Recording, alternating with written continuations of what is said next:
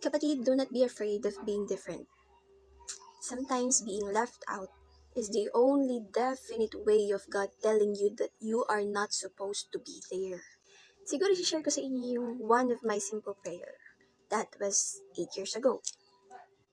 I asked God to give me someone that I can share the rest of my life with. Kasi akala ko yun yung kulang sa akin. I didn't ask Him to give me someone that will prioritize me. I didn't ask for a happy, a secure, and a peaceful relationship. I don't even ask God to send me someone to complete me. My prayer is so simple and so plain. Because I knew myself that I am content. I knew myself that I am loyal.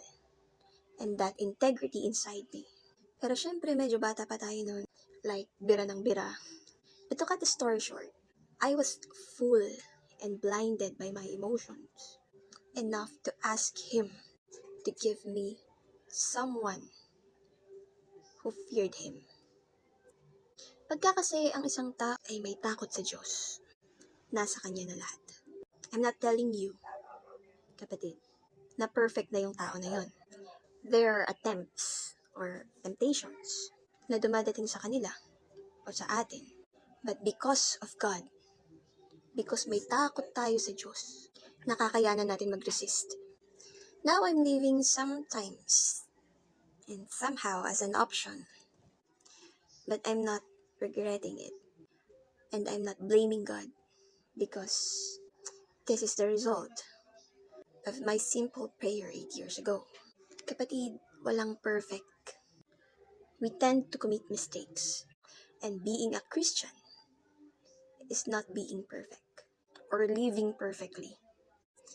Christianity is choosing to live righteously. Nagkakasala din ng mga Kristiyano. Pero ang good news at ang good thing of being a Christian is that they know how to repent. Repentance, kapatid, is very vital. Ganon din ang forgiveness, kapatid. You will understand and know how to forgive if you know how to repent. Kasi matitimbang mo yung load. At kapatid, walang malaki o maliit na kasalanan pagdating sa Panginoon. Lahat yan kasalanan. Sometimes kasi we focus ourselves into negativities. Yes, oo kapatid, madalas reality yun. Yun na talaga yung totoo. You know why? Because God unleashed and revealed what is really happening in your life. Not to harm you, kapatid, but to make you wise. To lead you, to show you, for you to have a better understanding of the reality. At kapatid, iiwanan ko sa iyo ang verse na to. Sa Mangangaral, chapter 8, verse 5. Ang masunurin ay hindi mapapahamak, at alam ng matalino kung ano ang dapat gawin, kung kailan, at kung paano dapat isagawa. Kapatid, God wants us to be matured and wise. Huwag tayo masyado magpadala sa mga emotions natin. Emotions are deceitful. But because of the Spirit of God, we have discernment.